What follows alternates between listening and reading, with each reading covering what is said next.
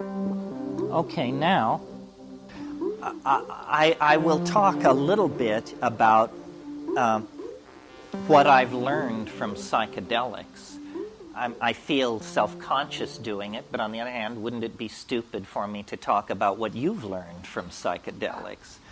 That would add presumption to the sins already arrayed here.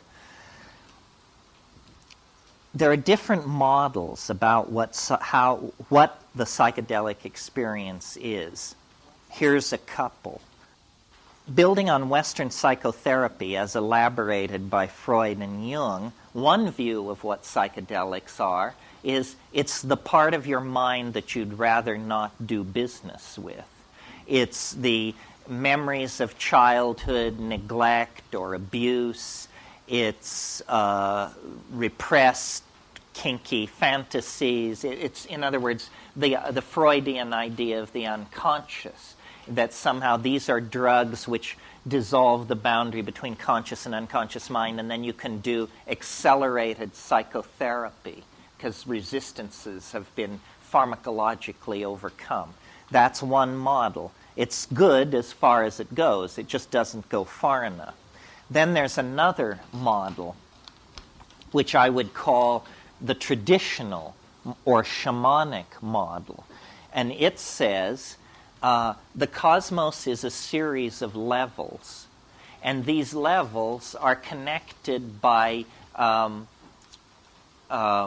vertical routes of access, which can be thought of as simply flights through space, or magical trees, or magical ladders. Anyway, there's an image of ascent.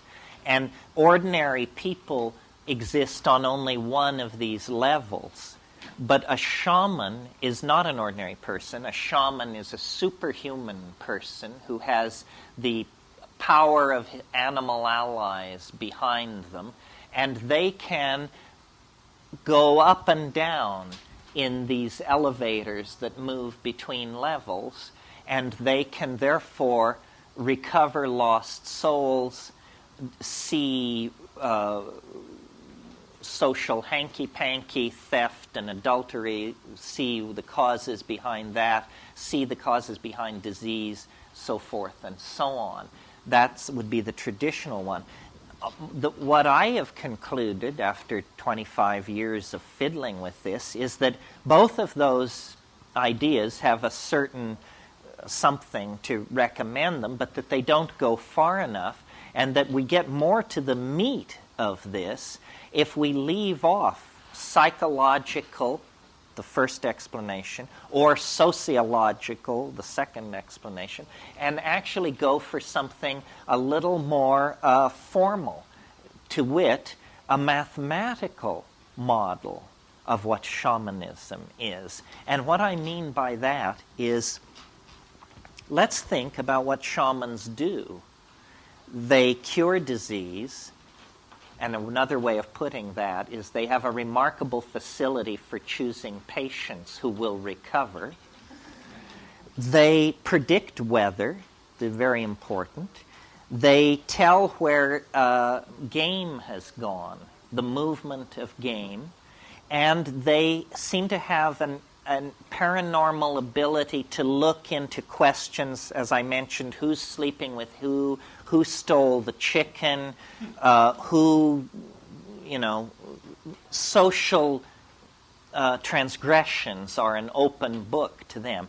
Well, thinking about this from a mathematician's point of view, an all-encompassing explanation that would explain how all these magical feats are done is simply to suppose that the shaman is somehow able to project his consciousness, his or her consciousness, into a higher dimension.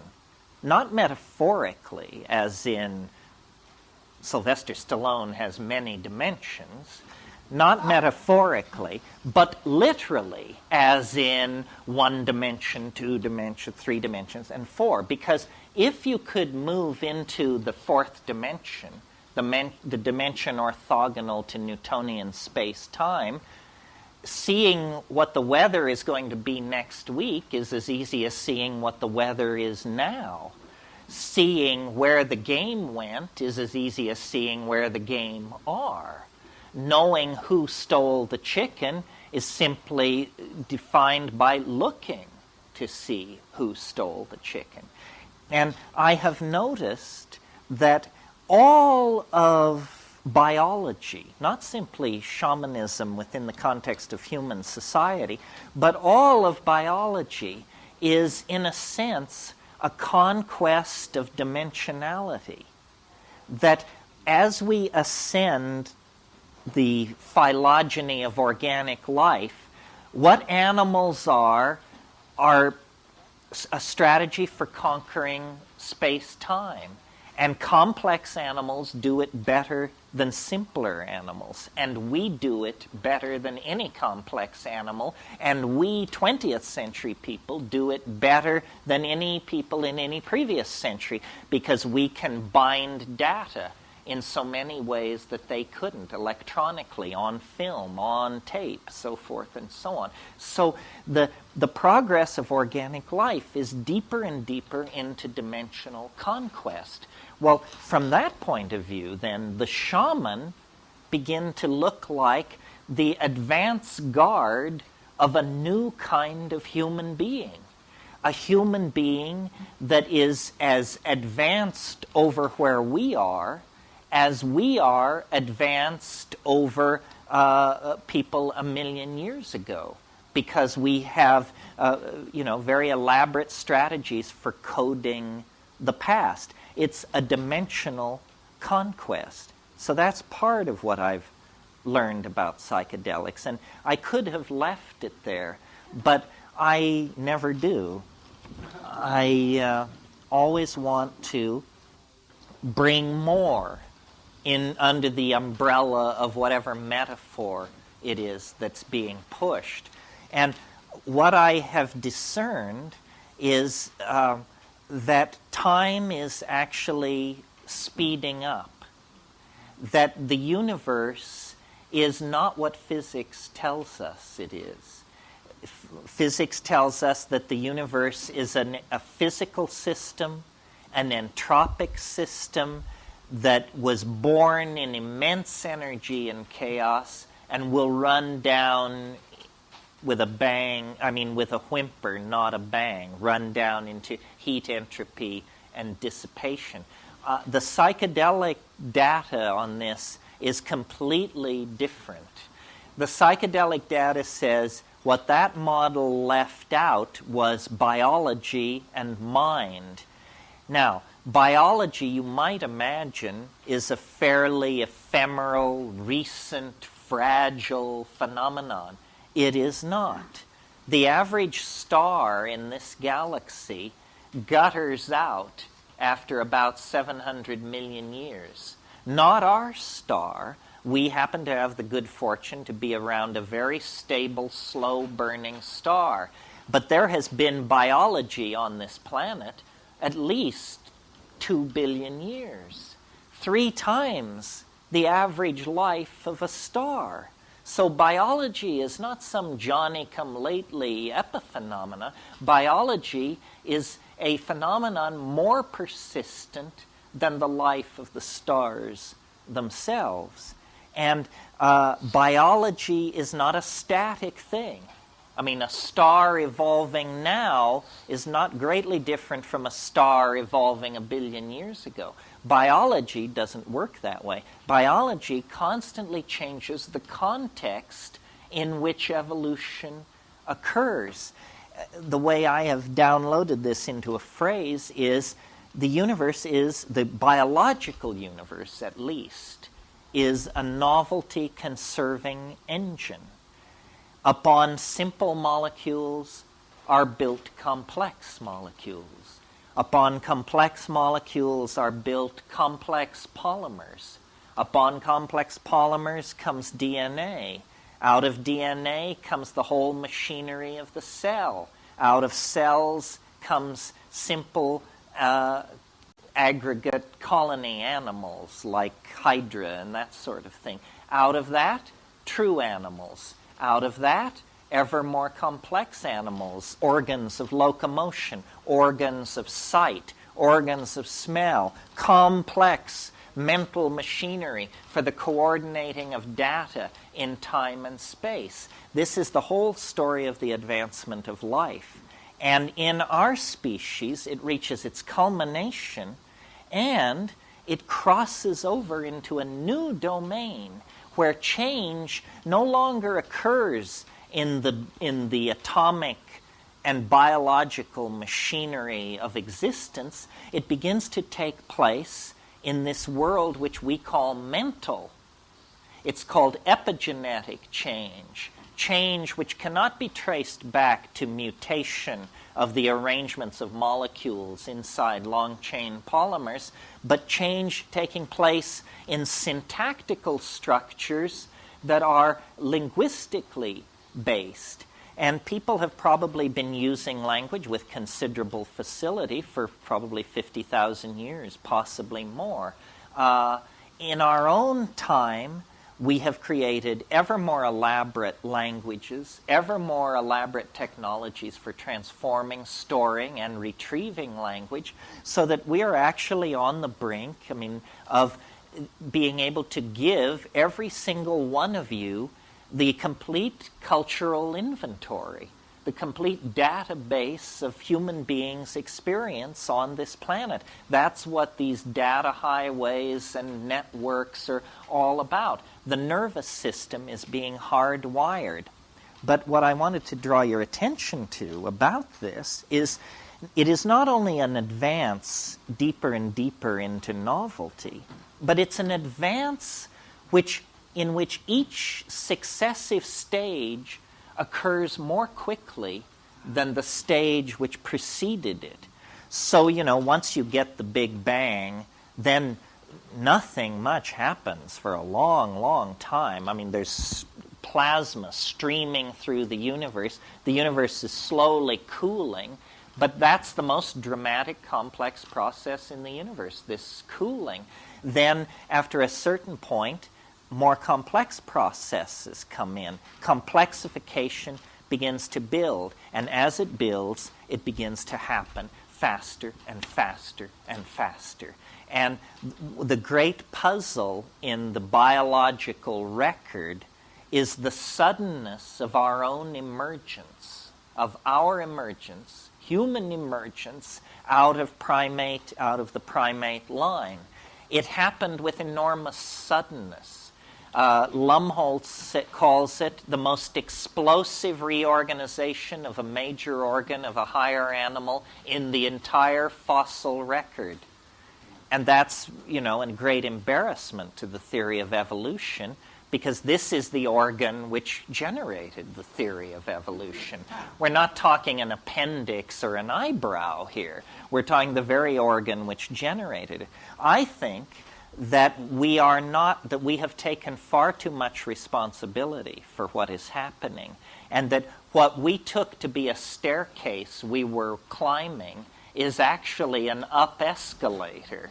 And if you will stop climbing, you will notice that it does not impede your upward progress, because the ground you're standing on is moving you toward the goal. And I think that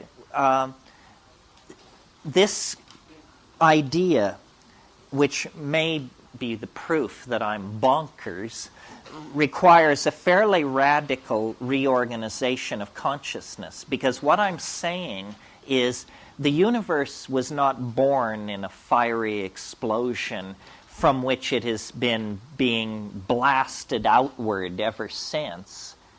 The universe is not being pushed like that from behind. The universe is being pulled from the future toward a goal that is as inevitable as a marble reaching the bottom of a bowl when you release it up near the rim. If you do that, the marble will roll down the side of the bowl, down, down, down, and eventually it will come to rest in the lowest energy state, which is the bottom of the bowl. That's precisely my model of human history. And now, bear in mind what the competition is peddling. The competition is peddling the idea that the universe sprang from nothing in a single moment for no reason. Now, whatever you think about that, notice that it's the limit case for credulity. Do you understand what I mean? I mean, if you can believe that, it's hard for me to imagine what you would balk at. If we were to sit down and say, let's see who can think of the most unlikely thing that could possibly happen, I submit to you, nobody could top the Big Bang. It is the improbability of improbabilities. It is the mother of all improbabilities right there. So I'm suggesting something different. I'm suggesting that the universe is pulled toward a complex attractor that exists ahead of us in time, and that our ever-accelerating speed through the phenomenal world of connectivity and novelty is based on the fact that we are now very, very close to the attractor. All Western religions have insisted that God would come tangential to history, but they all lose their nerve when you ask when, which is the only interesting question about that hypothesis. I mean, if it's not now, then what the hell difference does it make? It's just pissing in the wind as far as I can see. I think that the very real social crisis that is upon us, the crisis of population, of resource depletion, of atmospheric degradation, of epidemic disease, all these crises indicate that we are now down to the short epochs of this process of universal ingression into novelty, and that in fact it makes no sense whatsoever to speak of a human future. There is no human future. It's inconceivable, given where we are today, that to speak of the human world 1,000 years from now, or 500 years from now. It is literally, it either doesn't exist, or it's beyond our power of imagining. It isn't simply going to be non-polluting cars and smaller hi-fi speakers. I mean, that's an idiot's notion. Better pictures of today. Yeah, clearer TV pictures. It isn't like that at all. I mentioned this morning, how when you look at only one line of technological development, automobiles or computers, it looks like you can rationally anticipate what's going to happen. But when you realize that there are thousands of these lines of development, all transforming themselves, all moving towards some kind of omega point, then you realize that we're in the grip of what I call a concrescence. And I maintain that you don't have to believe me on this. You can see it from here. You just have to climb a high hill. There's one, it's called psilocybin. There's one, it's called ayahuasca. The view from the tops of these hills is of the concrescence. It lies now closer to us than the Johnson administration, for God's sake, in time. And, I have an elaborate mathematical theory to back this up, which you should gratefully learn you are not going to be flayed with this afternoon, but I think it's going to become more and more important for people to delinearize their view of time. Decondition yourself from the lie of history. After all, if time were space, history would be a spider web. So bear that in mind. Hey there, thanks for listening. Wizards of Word is a passion project of mine, and every like, comment, and subscribe really helps the channel out. If you enjoy this video or get something from it, please consider smashing that like button or giving a subscribe. I'd really appreciate it. Thanks.